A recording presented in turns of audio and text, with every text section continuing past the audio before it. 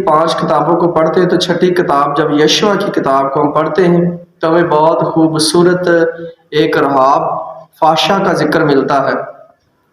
Bible बयान करती कि जब खुदा का बंदा मूसा जाने को था, उसकी दिन पूरे हो चुके, तो उसने खुदा ने यशवा से कहा कि मेरा बंदा मूसा जो है वो अब मरने वाला है, तो लिहाजा तू इसराइल को लीड कर। और बाइबल बयान करती है कि मूसा ने यशवा पर हाथ रख कर दुआ की और जो दुनाई की रूह थी वो यशवा में ट्रांसफ़र हो गई। और जब यशवा इसराइल कौम को लेकर चला तो बाइबल बयान करती है कि वह भी शतीम में सब ने डेरे डाले हुए थे और यशवा ने 2 जासूस भेजे यरू के शहर मुल्क में कि जाओ वहाँ की जासूसी करो और देखो भालो कि वो मुल्क कैसा है। तो बाइबल बयान करती कि जब वो वहाँ गए 2 जासूस, तो पहले जो शहर थे वो ऐसे खुले नहीं होते थे। पहले जो शहर थे वो एक तरतीब में होते थे, उनके इर्द गिर्द एक दायरा होता था और उसके अंदर शहर होते थे। और जब वो यरू शहर में दाखिल हुए तो यरू की दीवार पर एक राहब फाशा रहती थी। राहब के घर वो दोनों रात सोए। बाइबल बयान करती कि जब यरू के बादशाह को पता चला कि इसराइल के जासूस यहाँ आए हैं तो उसने लोगों को भेजा, अपने पुलिस वालों को भेजा कि जाओ उन जासूसों का पता करो, उनको पकड़ कर लाओ। और उस जो राहब फाशा थी उसने क्या किया कि उसने दोनों आदमियों को अपनी छत पर चढ़ा दिया और वहाँ उनको सुला दिया और उनके ऊपर लकड़ियाँ जो सी तरतीब से जोड़ दी। और वो जब वो यरू के बादशाह के पुलिस वाले वहाँ आए तो उन्होंने पूछा कि हमें इत्तला मिली है कि तेरे घर में इसराइल से 2 जासूस आए हैं जो इसराइली हैं और वो हमारे मुल्क की जासूसी करने आए हैं, लिहाजा तूने हमारे हवाले कर दे। और उस फहाशा औरत ने, फहाशा राहब ने उनसे कहा कि वो जासूस मुझे नहीं पता, वो आए थे लेकिन चले गए हैं, मैं नहीं जानती वो इधर को गए।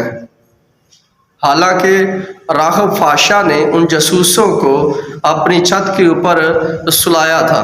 और आपको ये बताने का मतलब ये है कि आप जिस तरह के मर्जी हैं, जब आप खुदा की कामों में इन्वॉल्व होंगे, जब आप खुदा के कामों की रिस्पेक्ट करेंगे, रिसीव करेंगे खुदा के कलाम की, तो खुदा का कलाम हमें सिखाता है, समझाता है कि हम अपनी ज़िंदगी को किस तरह बसर करना है, हमने खुदा की हुक्म अदूली नहीं करनी।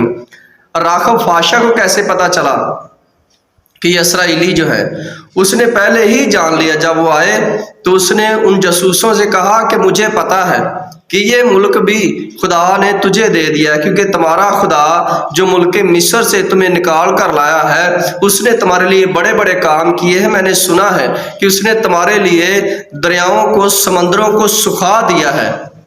ऐसा ईमान उसका पहाड़ जैसा हो गया था उस खुदा पर।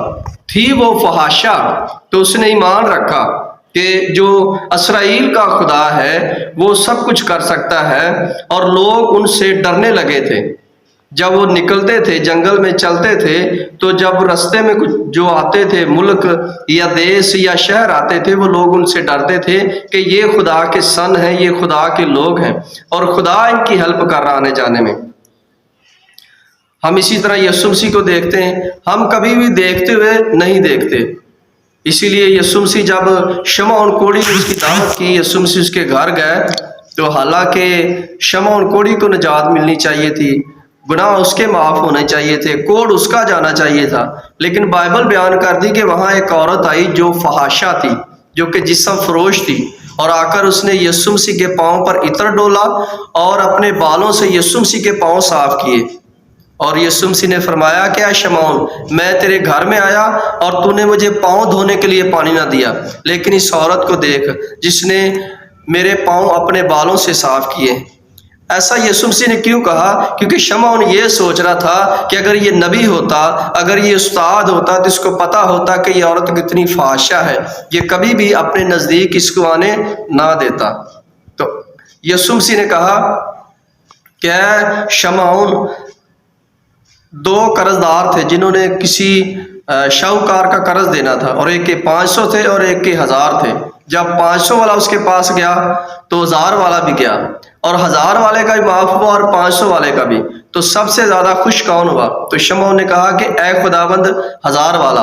तो यीशु मसीह ने कहा कि ये औरत तुमसे ज्यादा खुश नसीब है, क्योंकि इसके सारे गुनाह माफ हुए। अगर हम चाहते हैं, हम हो सकता है आज गुनहगार हैं, तो हमें ज़रूरत है कि हम उस राह फाशा की तरह, उस और जो जिस्म फरोश और यीशु के पास आई थी उसकी तरह अपने गुनाहों को बख्शाने के लिए अपने खुदा पर ईमान रखें, मजबूत हो जाएं। क्योंकि जो खुदा के लोग होते हैं, जिस तरह मूसा ने यशवा पर हाथ रख कर दुआ की और उसमें दनाई की रूह ट्रांसफ़र होगी, इसी तरह खुदा ने अपने लोगों को इख्तियार दिया है, यीशु मसीह ने अपने लोगों को इख्तियार दिया है कि जाओ और मेरे इरशाद आज़म के लिए काम करो। तो आज ज़रूरत है कि हम खुदावंद के हजूर झुकें और लोगों को अपनी तरफ, ये खुदा की तरफ मोटिवेट करें। जिस तरह वो औरत जो यरू की दीवार पर रहती थी, उसने जाना कि ये खुदा के सन हैं, ये खुदा के लोग हैं, ये मुल्क खुदा ने इनको दे दिया है। उसने अपने बादशाह की पैरवाई नहीं की, उस औरत ने खुदा के लोगों की पैरवाई की। वो खुदा के लोगों के साथ रफाकत रखने लगी। और आज ज़रूरत है कि हम खुदा के लोगों की रिस्पेक्ट करें। आप जानते हैं, जो मूसा था, यशवा उसके हाथ और पाँव धुलाता था, और इसी तरह जो मूसा की ब्लेसिंग थी, जो मूसा का मसा था, वो यशवा पर ट्रांसफ़र हुआ। हम अच्छे लोगों के साथ मेल जोल रखें। इसलिए पौलुस रसूल कहता है कि बुरी आदतें जो है, अगर हम बुरे लोगों के साथ बैठेंगे तो हमारी अच्छी आदतें जाती रहेंगी। हमेशा हम अच्छे लोगों के साथ राब्ता रखें, अच्छे खादमों के साथ बैठें, ताकि हमारी ज़िंदगी जो बेहतर से बेहतर हो। तो मेरे अजीजों, आप जानते हैं कि वो जो राखब फाशा थी, उसका बाइबल मुकद्दस में 40 बार जिक्र आया है, 40 दफ़ा उसका जिक्र आया है। और उसने कहा कि जब तुम इस मुल्क पर कब्जा करने के लिए आओ तो मेरे माँ बाप बहनों भाइयों को छोड़ देना। तो उन्होंने उनके साथ प्रॉमिस किया, उस औरत के साथ, कि जब हम इस मुल्क पर कब्जा करने के लिए आएंगे तो तेरे पूरे खानदान को छोड़ देंगे, पर तो एक काम करना, अपनी रस्सी जो लाल है वो अपने इस दरवाजे पर गाड़ देना, ताकि हमें पता चले कि ये हमारी साइड से ये औरत है।